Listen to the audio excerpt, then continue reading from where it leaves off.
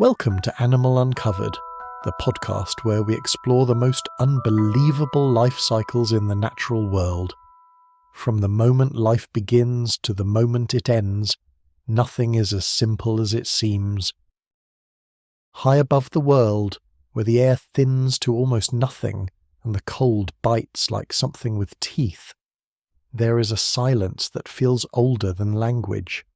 The Pyrenees in deep winter, ridgelines coated in ice, stone faces dropping vertically for hundreds of meters into valleys so remote that no road has ever reached them. No footstep has ever pressed into the snow. The sky here is not the familiar soft blue of lower altitudes. It is harder, more severe. A shade of pale steel that seems to press down on the peaks rather than rise above them, and into that silence something moves. At first it is barely a shadow, a dark brushstroke against the pale face of a cliff. It does not flap, it does not struggle. It simply tilts, almost imperceptibly, and the wind does the rest, lifting it with an ease that seems almost contemptuous of gravity. The wingspan is extraordinary. Spread fully, it reaches nearly 3 meters across. Wider than a grown man is tall, and yet the bird holds it with a stillness that makes it look less like a living creature and more like something carved from the mountain itself.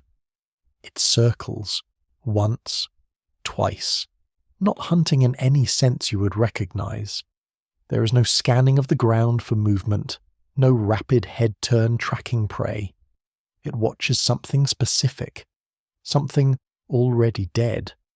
Far below, on a broad shelf of rock where the wind scours the snow clean, there lies the skeleton of a chamois, a mountain goat, already stripped by time and other animals, the soft tissue gone. The useful parts, by most creatures' reckoning, long since taken. But this bird does not agree that the useful parts are gone. It descends not to the skeleton itself, but past it, landing briefly in a way that seems oddly laboured for so graceful a flyer. It works at the remains for a moment, selecting. Then it rises again, climbing the thermals back toward the ridge with something gripped in its talons. A long femur, pale and dense, a bone that once supported a living animal across these same mountainsides. It climbs with remarkable patience, 50 meters, 100, higher still until the valley floor below is a white abstraction. Then, with a precision that can only be the product of long practice, either this individual's experience or the species' ancient accumulated instinct, it releases. The bone falls. It tumbles through 300 meters of cold air, spinning slowly, and then it strikes the rock below with a crack that echoes off the cliff walls like a rifle shot. The bird has already begun descending before the echo fades. It lands, moves to the shattered fragments with methodical calm, and begins to feed. Not on flesh, on the bone itself. Whatever you thought a vulture was, whatever image that word conjured, set it aside. What you've just witnessed is neither grotesque nor random. It is the product of millions of years of evolution, refined to a degree of specialization so extreme that this creature occupies a feeding niche virtually no other animal on Earth has ever claimed as its own. This is the lammergeier, the ossifrage, the bone breaker. This is the bearded vulture. Part 1. Why this animal matters. To understand why the bearded vulture is extraordinary, it helps to first understand what it is not. It is not, technically speaking, a true vulture in the way the word is usually applied. It belongs to the family Accipitridae, the same broad family as hawks and eagles, and sits within a subfamily of Old World vultures, though it is genetically and behaviourally distinct enough from all of them that it occupies a category almost unto itself. It is the only member of its genus, Gepetus, a name derived from the Greek words for vulture and eagle, an acknowledgement, built into its very scientific classification, that this creature refuses to fit neatly into existing categories. Its common names are more revealing than most. Lammergeier comes from the German for lamb vulture, a name born of centuries of misplaced fear. Ossifrage, its older English name, derives directly from the Latin for bone breaker. And the name we now most commonly use, bearded vulture, refers to the distinctive tuft of dark bristle-like feathers that hang beneath its chin, giving it an expression that reads, depending on your perspective, as either wise or vaguely sinister. In terms of sheer physical scale, the bearded vulture commands attention.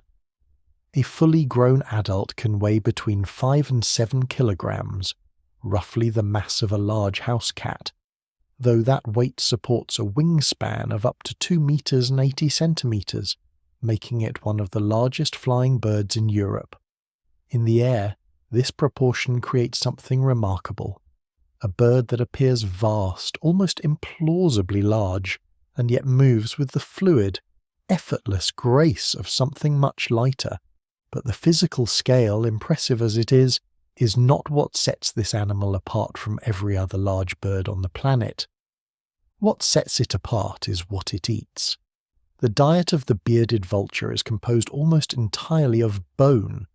Not meat stripped from bone, not organs, not carrion in any of its typical forms.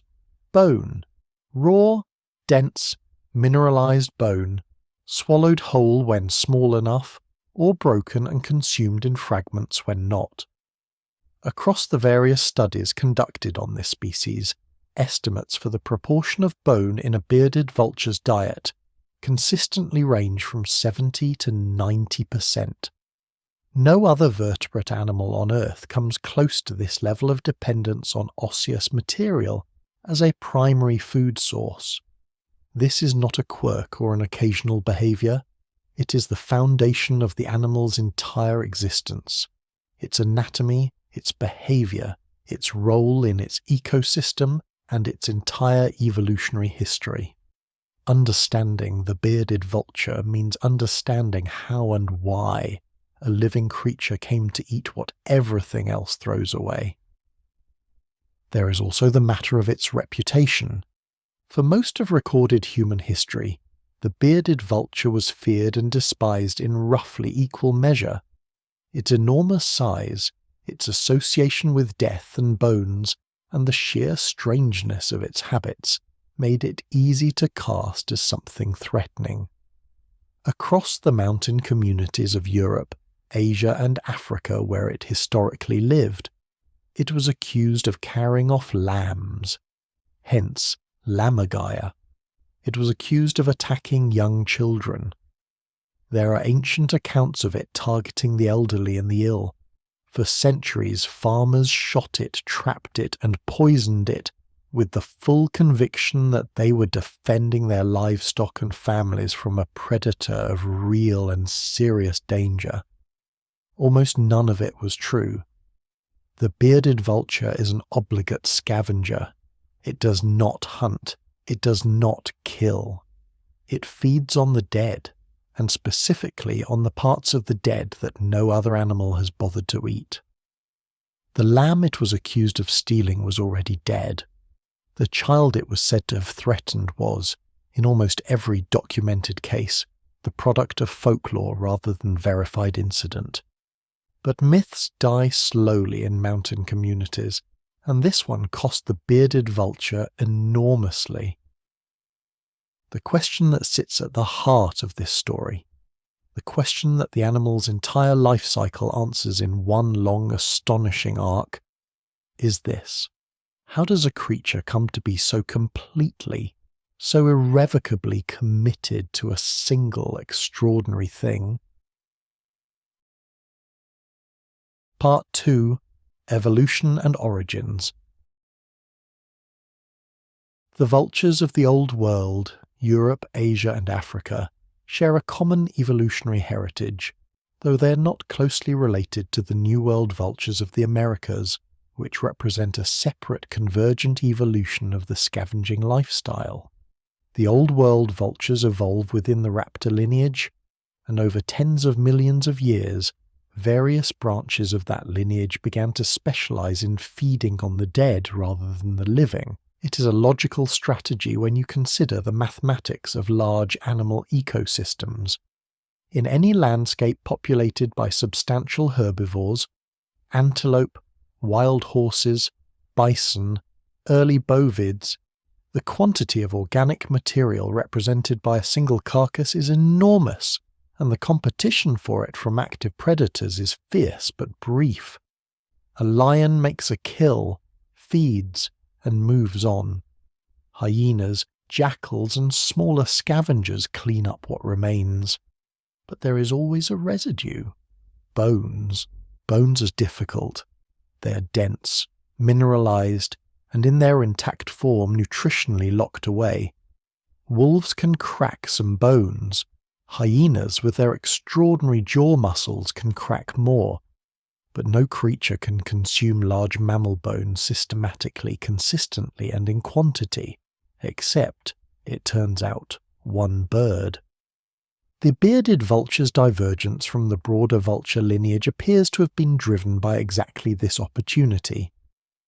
While other vultures competed for soft tissue, the bearded vulture's ancestors began exploiting the one resource that was almost always available after every other scavenger had eaten and left: the skeleton.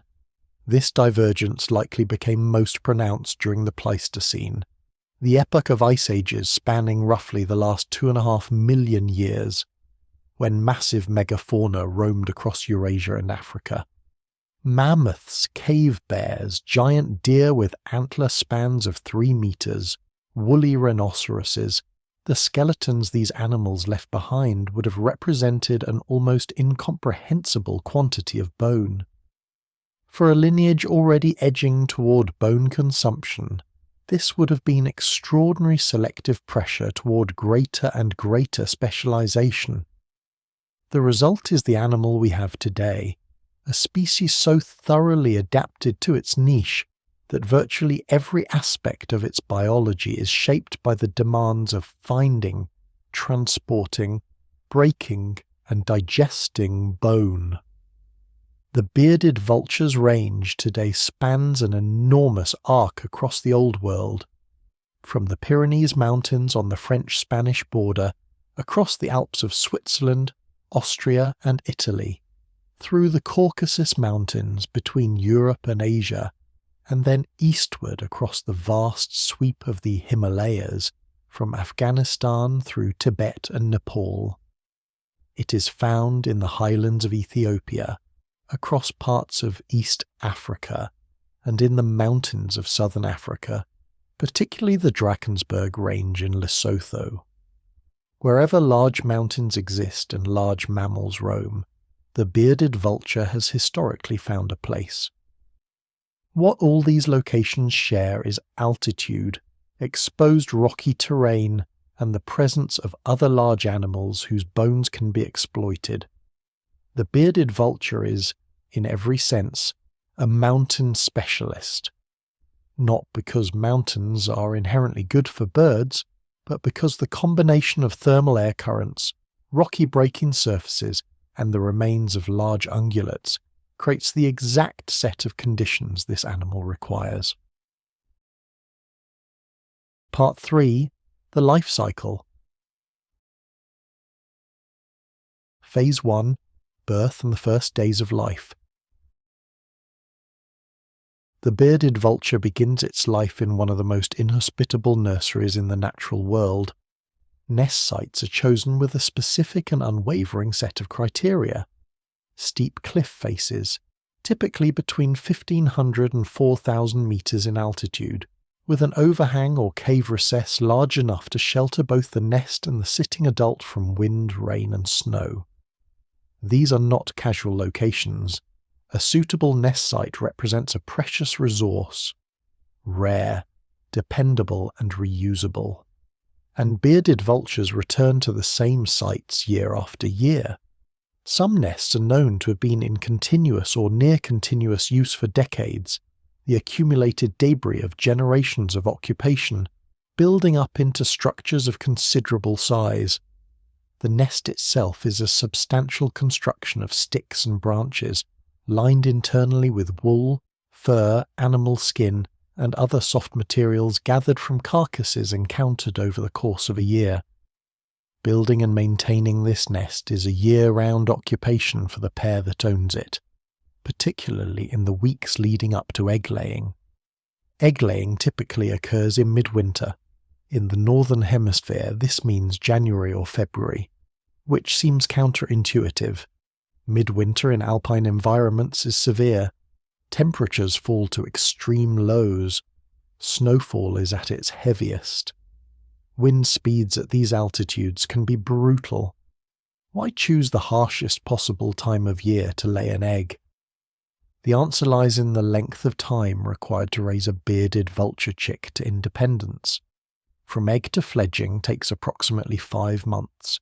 From fledging to true independence takes another year or more. If the egg is laid in midwinter, it hatches in early spring, and the chick grows through the warmest and most food-rich months of the year before facing its first independent autumn and winter. The timing is not despite the cold. It is because of what comes after. Clutch size is typically 1 or 2 eggs, though 2 is relatively common. The eggs are incubated for approximately 53 to 60 days, shared between both parents in shifts, with the sitting bird enduring conditions that would be unimaginable for most creatures. Temperatures at the nest site during incubation can drop to -20 degrees Celsius or below. The adult pressed against the eggs is the only thing standing between life and death for the developing embryo inside. When hatching finally occurs, the chick that emerges is covered in dense white-grey down, and is, for its species, entirely helpless. It cannot thermoregulate effectively. It cannot feed itself. It cannot lift its own head for the first several days of life. It is wholly dependent on the warmth of its parent's body and the food that both adults bring. That food, even at this earlier stage, is bone.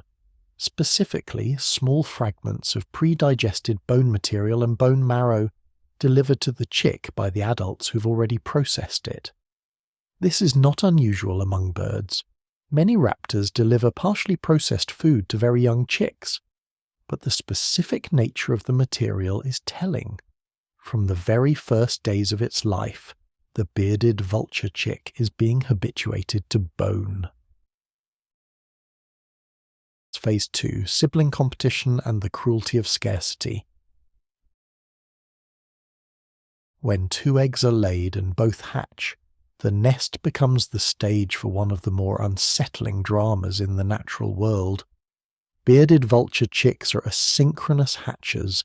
The first egg is laid before the second, and incubation begins immediately, meaning the first chick hatches several days before its sibling. By the time the second chick emerges into the world, its nest mate is already larger, stronger, and better positioned relative to the adults who bring food. What follows is not always violence in the dramatic sense. Sometimes the 2 chicks coexist and both survive. The parent's capacity to find and transport enough food determines much of the outcome. But when food is scarce, when winter is long, when carcasses are few, when the weather keeps the adults grounded, the dynamic shifts. The older chick monopolizes the food brought by the parents. The younger chick weakens. In some cases, the older chick will actively harass the younger, sometimes fatally. This behavior is called siblicide, or more specifically Cainism, named for the biblical Cain, though the vultures have no knowledge of the metaphor they are inhabiting. It is not malice. It is survival arithmetic, carried out with the cold logic of an animal whose entire existence is calibrated to the problem of insufficient calories. In populations where food is abundant, in Africa's Ethiopian highlands, for example, where bearded vultures have access to relatively reliable supplies of bone material from resident ungulate populations, sibling survival rates are higher. In leaner mountain environments, the mortality of second chicks is common enough to be considered the norm rather than the exception. If only one chick survives, all parental effort concentrates on that single individual. Phase 3, the long dependency, growing up slowly. Few birds take as long to develop as the bearded vulture, and this slowness is not a flaw but a reflection of the extraordinary complexity of what the bird must learn. The chick fledges, takes its first flight, at approximately 100 to 130 days of age. By the standards of most birds, this is already a long development period. But fledging in the bearded vulture's case is only the beginning of a prolonged juvenile phase. After leaving the nest, young bearded vultures remain in the vicinity of their natal territory for many months, still dependent on their parents for a significant proportion of their food. During this period, the juvenile is learning, not in a formal conscious sense, but through repeated exposure and trial and error, building up the neural mapping of its environment that will eventually allow it to function independently. It is learning the topography of the cliffs and ridges, which faces produce the best thermals, which slopes channel the wind in ways that allow effortless soaring. It is learning to locate carcasses, not by smell as New World vultures do, but largely by watching, following other vultures, monitoring the movements of ravens and eagles who might signal a discovery, developing the patient, systematic search patterns that characterize an adult's day. Most critically, it is learning the bone-dropping behavior. This is a skill, and calling it a skill is not hyperbole. Dropping a bone from altitude and hitting a specific rocky surface below requires the bird to compensate for wind speed and direction, to judge the angle of its own flight path, to select a target surface. Not all rock will do. The substrate must be both exposed and hard enough to shatter bone effectively, and to release the bone at exactly the right moment in its trajectory. Adult bearded vultures execute this with a precision that appears almost mechanical. Young birds do it badly and slowly, dropping bones in the wrong places, on the wrong surfaces, at the wrong moments. It takes years of practice before the skill is reliable, and reliable execution of this skill is the difference between eating and starving. The juvenile plumage of the bearded vulture is strikingly different from that of the adult, and this difference is not cosmetic. Young birds are dark overall, a mottled dark brown across the back and wings, with a dark breast and face. This coloration persists through a series of molts over several years, gradually shifting toward the adult pattern. A young bird in its second or third year is still predominantly dark. By its fourth or fifth year, it is beginning to show the pale, creamy orange breast and the black facial mask of an adult. Full adult plumage is not achieved until the age of 5 to 7 years. This extended juvenile period, 5 to 7 years before a bird even reaches sexual maturity, preceded by 1 to 2 years of post-fledging dependency on parents, means that the bearded vulture has one of the slowest developmental timelines of any bird on Earth.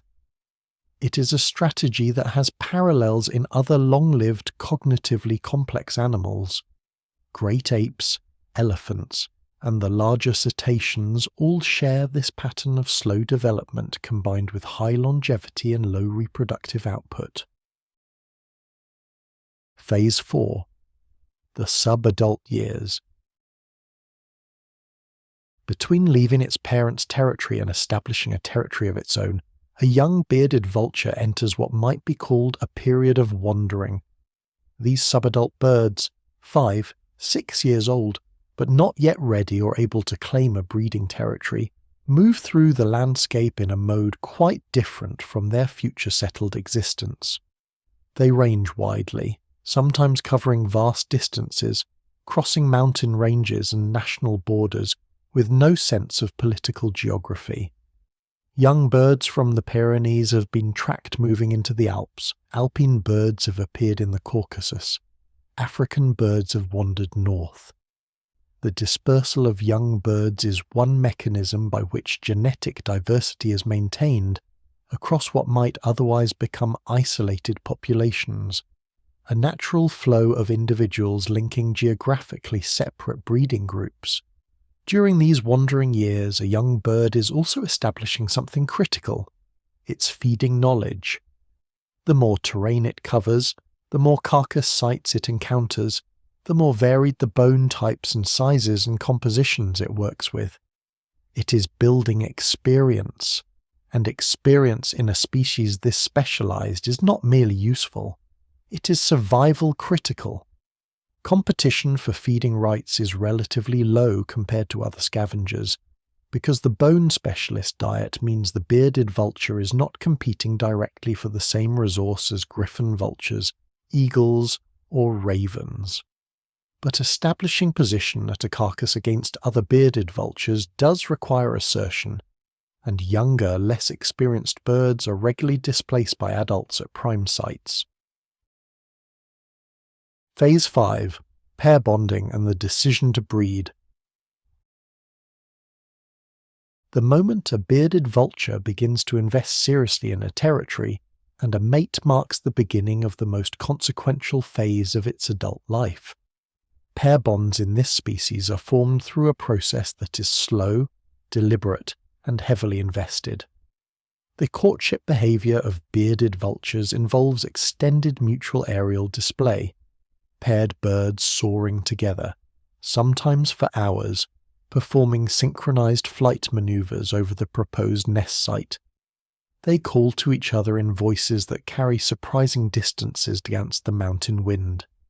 A high, piercing whistle, quite unlike the sounds most people associate with large raptors. Once formed, the pair bond is monogamous and typically lifelong. This is not a universal rule in birds, but among species that invest heavily in a single breeding attempt per year and depend on accumulated site knowledge and practice cooperation, long-term pair fidelity provides obvious advantages. Both birds know the territory intimately. Both know the nest and the techniques required to maintain it. Both know the foraging routes and the key carcass locations. Starting over with a new partner means starting over with all of that knowledge, a significant cost for an animal that already reproduces so slowly. The choice of nest site is itself a major investment. Suitable cliff faces with adequate overhang, the right aspect relative to wind and sun, and sufficient distance from human disturbance are rare. When a pair finds one, they commit to it entirely. Year after year, they return, they rebuild, they add material. The nest grows. Over decades, a nest structure can accumulate to depths of nearly 1 meter and diameters of 2 meters or more, a physical monument to the persistence of a pair and their predecessors on the same ledge. Breeding typically begins at 5 to 7 years of age, but many birds do not successfully raise a chick until they have spent 1 or 2 breeding seasons failing, eggs lost to weather, to disturbance, to the inexperience of birds that are reproductively mature but not yet reproductively skilled. The learning curve extends even into parenthood. In a typical year, a pair raises at most 1 chick to independence. Often, in years when conditions are poor, they raise none. The arithmetic of this reproductive rate is stark. A female that begins breeding at age 6 and lives to age 30 might produce, across that entire lifetime, perhaps 8 to 12 chicks that survive to fledge, and fewer still that survive to breeding age themselves. This is not the proliferative output of a pigeon or a sparrow. This is the slow, careful reproduction of an animal betting everything on quality and longevity rather than quantity. Phase 6. Longevity and Death. A bearded vulture that survives its difficult early years can expect to live a very long time. Wild individuals have been confirmed to reach 40 years of age. Captive birds under managed care have lived longer still. 40 years is exceptional by almost any measure in the bird world. It places the bearded vulture in the same longevity bracket as large parrots, albatrosses, and large eagles. And like those other long-lived birds, the bearded vulture's longevity is not incidental to its life history. It is the whole point.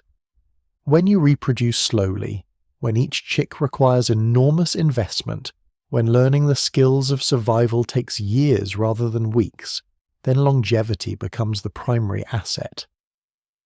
A bird that dies at 15 has, in most cases, barely begun its reproductive career. A bird that lives to 40 has had 25 to 30 years of breeding opportunity, enough to replace itself many times over despite the low annual output. But longevity in the wild is never guaranteed. The greatest natural threats to adult bearded vultures are collisions, with cliff faces, with power lines, with wind turbines in mountain environments where these structures have increasingly appeared. Falls, while carrying exceptionally heavy bones, can occasionally injure birds. Severe, prolonged winters can deplete food sources enough to push even experienced adults into nutritional stress. And the slow reproductive rate means that any population-level mortality event, a wave of poisonings, a particularly brutal series of winters, a disease event, can take generations to recover from. The bearded vulture's life is, in a sense, a long wager against accumulated risk. Each year survived is another year of breeding potential. Each breeding season successfully completed is another increment toward the replacement of the individual in the next generation. The mathematics are unforgiving, the margins thin, and the stakes, for both the individual and the population, are always high. Part 4. Biology and Adaptations. To understand how the bearded vulture does what it does, you need to understand a body that has been shaped by millions of years of very specific selective pressure. Begin with the wings. At full extension, those nearly 3 meters of wingspan are not merely large, they are architecturally specialized for a particular kind of flight. The primary feathers are long and somewhat pointed, more like those of a falcon than a typical vulture, which gives the bird a characteristic silhouette in the air, long-winged and long-tailed, more diamond-shaped than the broad-fingered profile of a griffon vulture. This shape is optimized for soaring in the complex variable thermals of mountain terrain, for holding altitude with minimal energy expenditure while covering enormous horizontal distances. In terms of weight-to-wingspan ratio, the bearded vulture is extraordinarily efficient. It can soar for hours on almost entirely motionless wings, riding the updraft that form where wind meets cliff face, where cold valley air meets warming rock, where the temperature gradient of altitude creates the invisible columns of rising air that are the mountain's gift to large winged creatures. The feet and talons are less fearsome than those of an eagle. This is an animal that does not need to subdue prey, only to grip and carry bone. The talons are strong but relatively blunt, designed for holding rather than piercing. The bill, however, is a remarkable instrument, long, hooked and powerfully built, designed to work at bone with precision, to probe within a carcass for the marrow-rich elements within, and to grasp and carry bone fragments of considerable size. The face is arresting. The eyes are pale yellow, ringed by a narrow band of vivid red bare skin, the orbital ring that gives the bird an expression of extraordinary intensity. The irises, against the dark facial mask of black feathers that sweeps back from the bill across the cheeks, create a face that has struck observers for centuries as simultaneously beautiful and unsettling. The beard, the eponymous tuft of dark bristle-like feathers at the chin, completes the impression of something ancient and specific. And then there is the coloration. Adult bearded vultures are frequently a striking orange-red or rust colour across the underparts, head and neck. This is not the natural colour of their feathers. The underlying feather is actually white or pale cream. The orange-red coloration is applied, deliberately, by the birds themselves. Bearded vultures engage in an activity called cosmetic colouring, actively bathing in, rubbing against and rolling in iron oxide-rich soil and mineral deposits found at specific locations, often seepages where iron-rich groundwater meets the surface. The red pigment from this mineral-laden substrate is worked into the feathers with the bill and body, and the deeper and more saturated the coloration, the more impressive the individual appears to others of its kind. Within bearded vulture societies, the depth of this coloration appears to be a signal of dominance and experience. Older, more established birds tend to have the richest orange tones. It is one of the only known cases of a bird deliberately applying a cosmetic substance to modify its own appearance. But for all these remarkable external features, the most extraordinary adaptation in the bearded vulture's body is internal, its digestive system.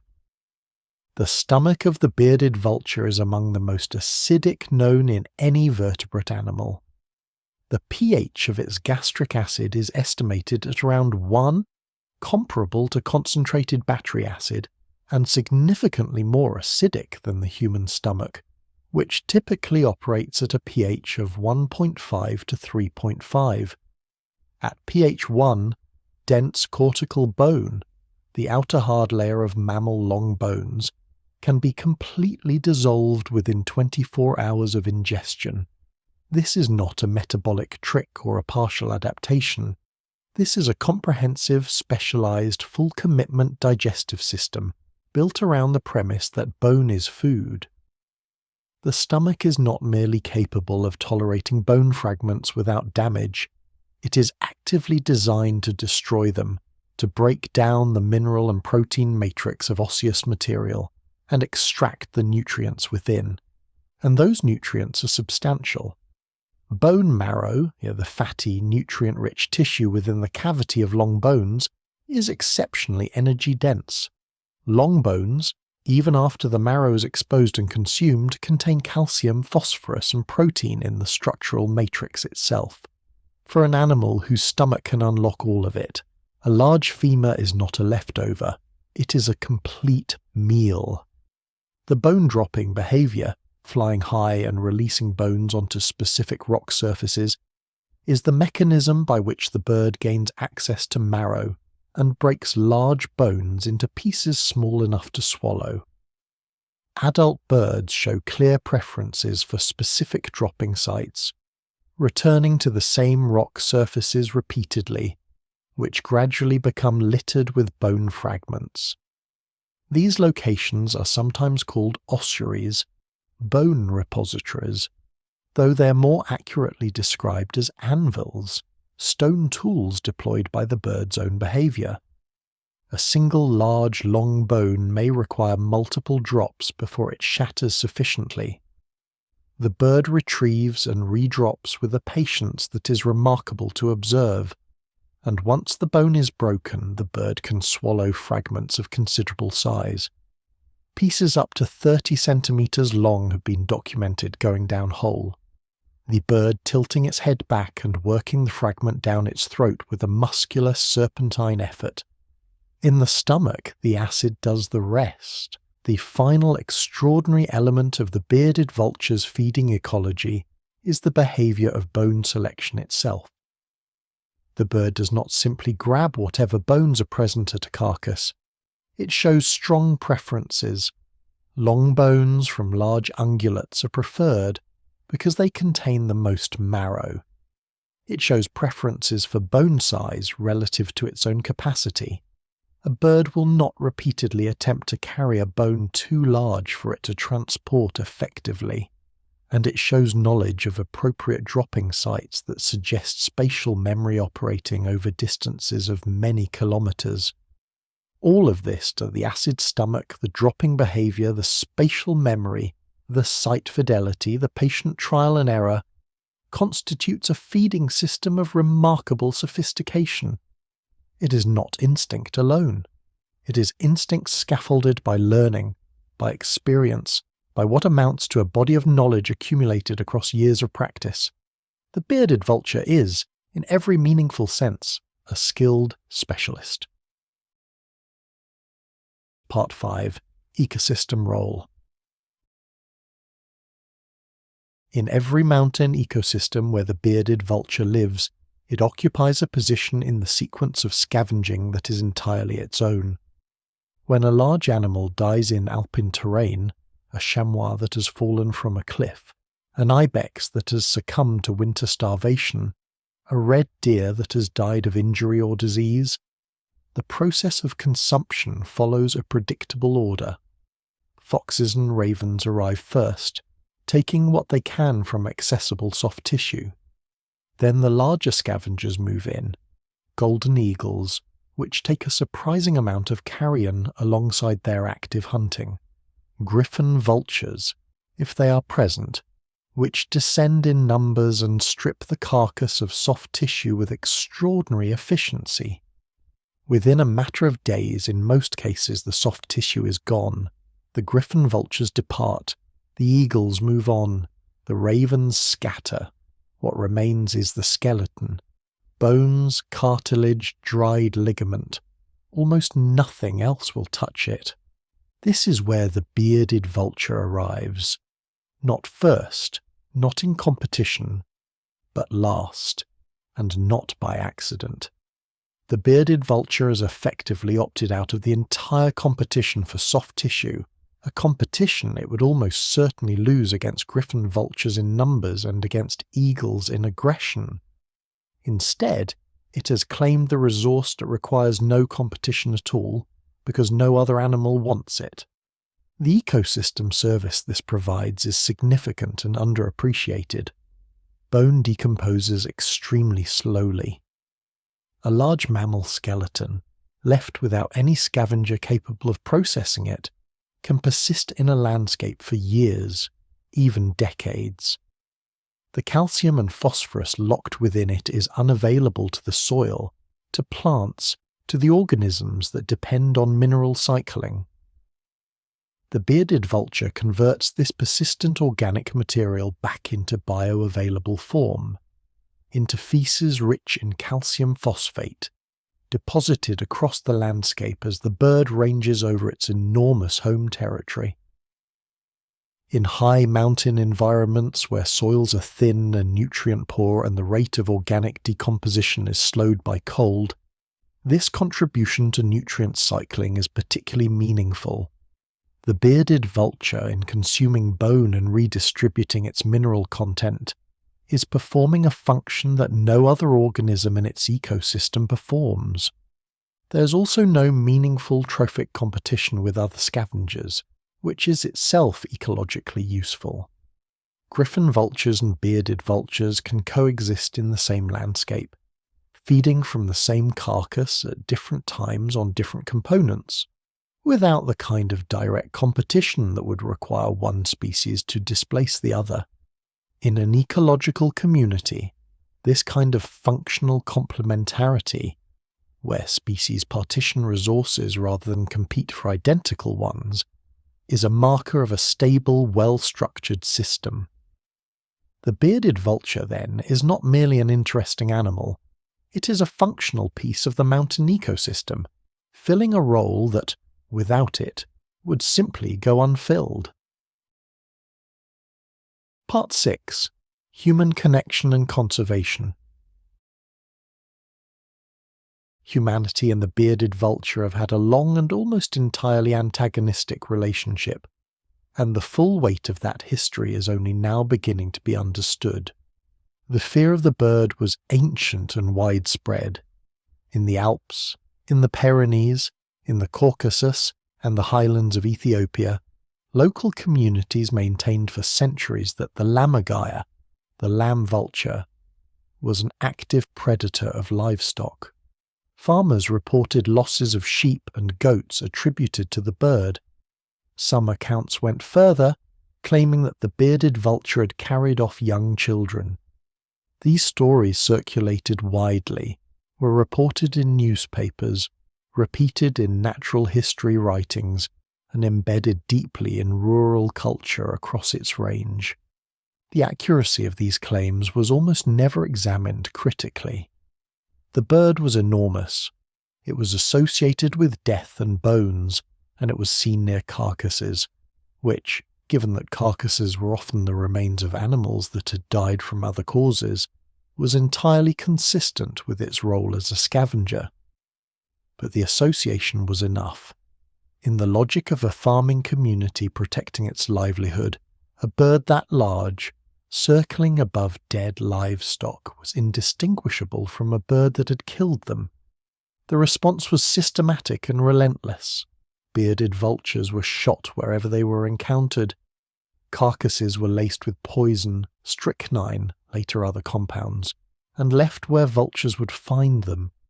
Nest sites, when discovered, were raided and eggs destroyed. In the Alps, this persecution was so thorough and so sustained that by the late 19th century, the bearded vulture had been effectively exterminated from Central and Western Europe. The last confirmed wild breeding pair in the Alps was recorded in the 1890s. By the turn of the 20th century, the bird was gone from a range it had occupied for hundreds of thousands of years.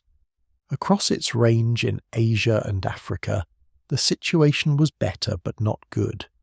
Habitat degradation, the reduction of large wild ungulate populations through overhunting and competition with domestic livestock, the loss of the carcass supply that sustains vultures, was pressing the species in many areas even without direct persecution.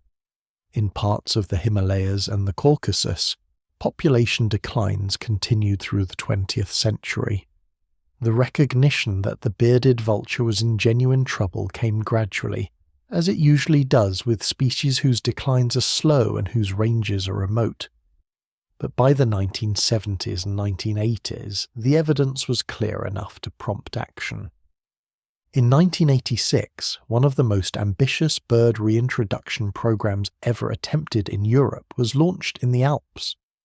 The project, coordinated across multiple countries and involving both captive breeding and wild population monitoring, began releasing captive-bred bearded vultures into alpine environments, slowly at first, then with increasing confidence as the birds demonstrated that they could adapt, survive, and eventually breed. The captive breeding aspect of this program is itself a story worth dwelling on. Breeding bearded vultures in captivity requires an understanding of their social structure, their dietary needs, their enormous space requirements, and the very particular conditions they need to feel secure enough to reproduce. The bird's slow, reproductive rate means that any captive population yields new individuals at a glacial pace. The patience required of the conservation teams, years of careful management producing a handful of birds annually, is of a kind that few conservation programs demand. But it has worked. As of the 2020s, the alpine bearded vulture population has grown to several hundred individuals, with breeding pairs established in Switzerland, Austria, France, Italy, and Slovenia. Young birds born in the Alps have dispersed into the Pyrenees, reinforcing a small resident population there. The species, at least in Europe, has moved from the edge of regional extinction to a position of cautious recovery. That caution is warranted. The recovered alpine population remains small, fragmented and vulnerable. Lead poisoning, from the ingestion of bone fragments contaminated with lead shot from hunters' kills, is a recognized and serious threat. In mountain environments where hunting is common, the amount of lead deposited in the landscape through gunshot residue in animal remains is substantial, and a bearded vulture that regularly feeds on bone fragments from carcasses of hunted animals is regularly ingesting lead. Chronic lead exposure depresses immune function, impairs neurological health, and can be fatal at sufficient doses. Power lines and wind turbines present another modern hazard. A bird with a nearly 3-meter wingspan, soaring through mountain terrain at speed, has limited maneuverability in tight spaces. Collisions with infrastructure, particularly power lines which are strung through the same altitude zones the birds prefer, are a documented cause of mortality in recovering populations. Deliberate poisoning persists in parts of the range outside Europe, particularly in parts of Africa and Asia, where vultures are targeted either through traditional poison use for subsistence hunting or through secondary poisoning from carcasses laced with pesticide to kill large predators. The conservation status of the bearded vulture globally is classified as near threatened by the International Union for Conservation of Nature, a designation that carries neither the urgency of endangered nor the reassurance of least concern. It is a status that says, this animal is at risk, the threats are real, and the current trajectory is uncertain. Continued management, monitoring, and the reduction of specific threats, particularly lead poisoning and electrocution from power infrastructure, will determine whether the recovery continues or stalls. What is perhaps most remarkable about the conservation story of the bearded vulture is the sheer scale of the recovery that has already been achieved. A species that was extinct from a major portion of its European range for nearly a century has been brought back through sustained, coordinated cross-border effort, and birds born of that effort are now soaring above the same ridges where the last wild alpine pairs flew, before persecution erased them. This is not nothing. This is, in the language of conservation biology, a genuine success, qualified, ongoing, fragile, but real. The cultural shift that has accompanied it is equally significant. Communities in the Alps that once feared and persecuted the lammergeier now regard it as a symbol of alpine wildness, a flagship species for mountain conservation, watched and tracked by citizen scientists, celebrated on national park signage, the subject of ecotourism. The same enormous, bone-dropping, orange-breasted bird that was shot on sight 130 years ago is now a cause for celebration when spotted from a mountain refuge. This shift in perception, from threat to treasure, is one of the more hopeful chapters in modern natural history. It does not erase the damage done, but it demonstrates that the relationship between human communities and the animals they share landscapes with is not fixed. It can change. Given enough knowledge, enough time, and enough honest conversation about what these creatures actually are and what they actually do, it can change quite profoundly. Part 7. Final Thoughts. Return now to where we began, a mountain in winter, the cold that predates everything, stone worn smooth by wind and ice, a skeleton on a shelf of rock stripped to geometry, the soft and the urgent long gone, and a shadow circling above it, patient as geology. The bone falls, 300 meters of cold air, the crack against stone, the echoing silence after. What we have traced across the entire arc of this animal's life is the logic behind that moment. The logic is not simple, and it is not comfortable, but it is complete. The bearded vulture began as a lineage of raptors that found, millions of years ago, an unclaimed resource in a landscape of intense competition. A resource so difficult to access, so unappealing to everything else, that exploiting it required the remaking of almost an entire body. A stomach retuned to the chemistry of dissolution. Wings optimized to carry mass to altitude. Eyes capable of picking out the right rock surface from hundreds of meters above. A brain capable of spatial memory, of skill development, of the slow accumulation of technique over years of practice. The life that emerges from all of this is unlike any other life in the bird world.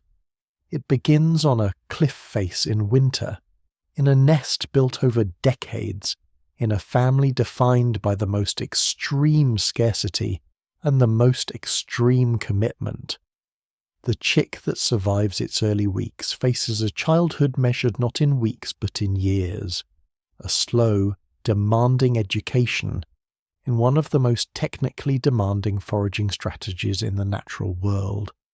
It grows into a young bird that wanders, that learns, that fails and tries again, that practices the long, patient arc of the dropped bone, over and over, until the skill becomes reliable, that maps its mountain, ledge by ledge, thermal by thermal, until the topography of its territory is as familiar as anything can be to a creature without language. It finds a mate. It returns, year after year, to the same cliff ledge.